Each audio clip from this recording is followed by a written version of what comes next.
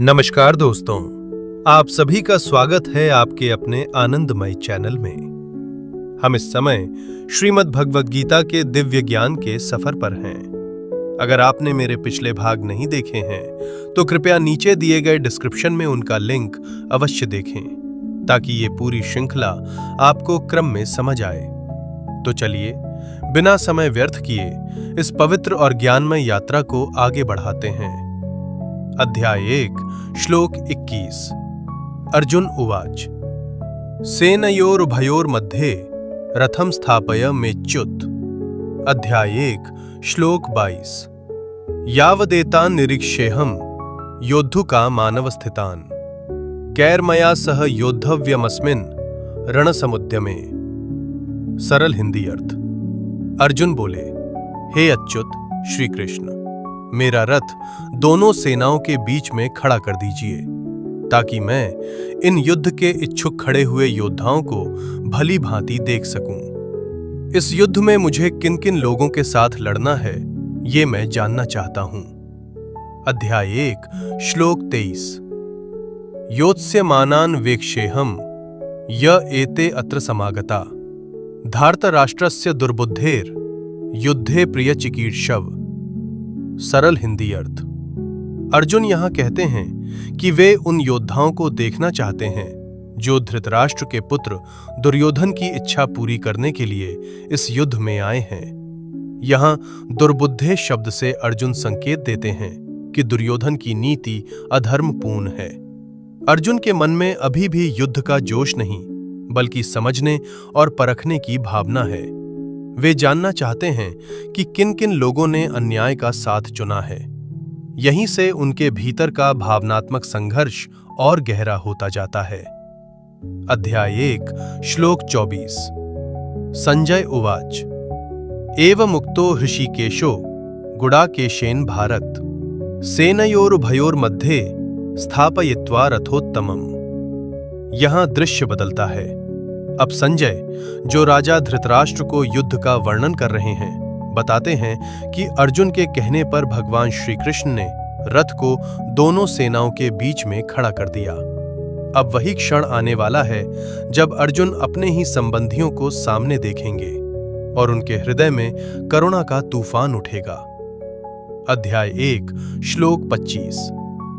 भीष्म द्रोण प्रमुखतः सर्वेषां च महीक्षिताम् उवाच पार्थ पश्यैतान् समवेतान् कुरुनिति।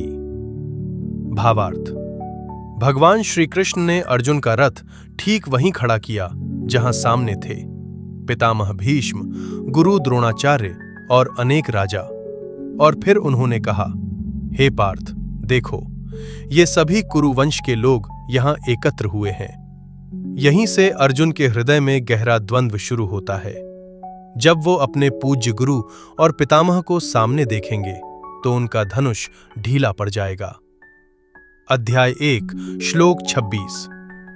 तत्रा पश्यत् स्थितान् पार्थः पित्यानथ पितामहान् आचार्यान् मातुलान् भ्रात्यन् पुत्रान् पौत्रान् सखींस्तथा श्वशुरान् सुहृदश्चैव सेनयोरुभयोरपि।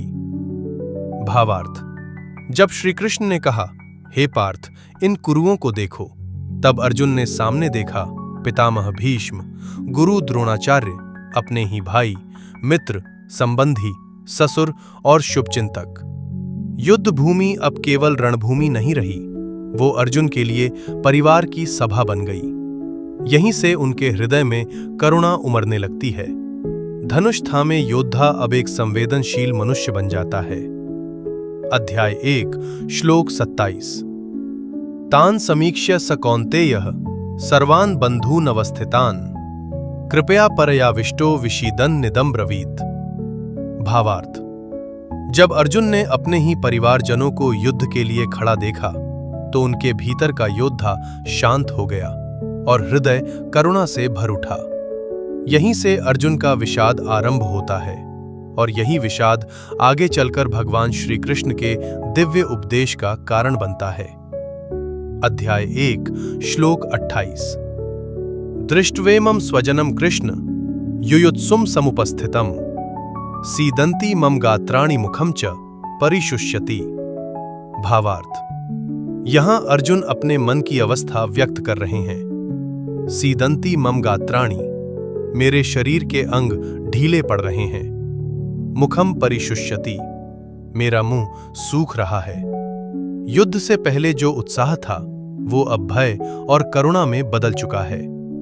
अर्जुन केवल योद्धा नहीं रहे, वे एक संवेदनशील मनुष्य बन गए हैं जो अपने ही प्रियजनों के विरुद्ध शस्त्र उठाने में असमर्थ हो रहे हैं।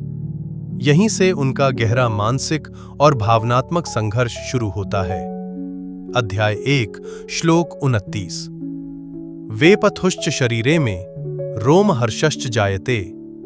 अध्याय 1 श्लोक 30। गांडीवं स्रंसते हस्तात्वक्चैव परिदह्यते न च शक्नोम्यवस्थातुं भ्रमतीव च मे मनः।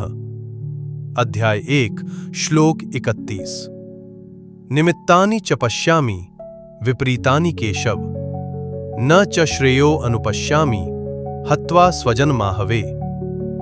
भावार्थ।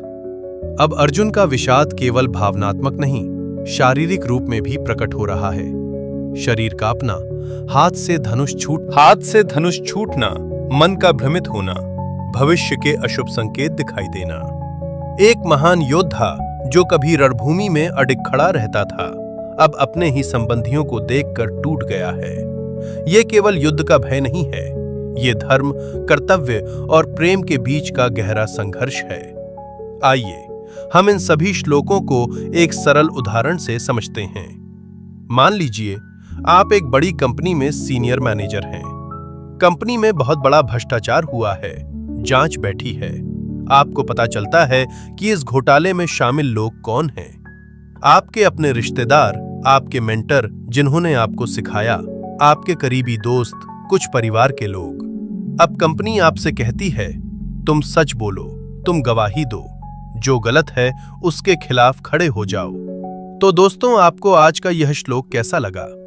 आशा है कि ये श्लोक आपको समझ में आए होंगे और पसंद भी आए होंगे।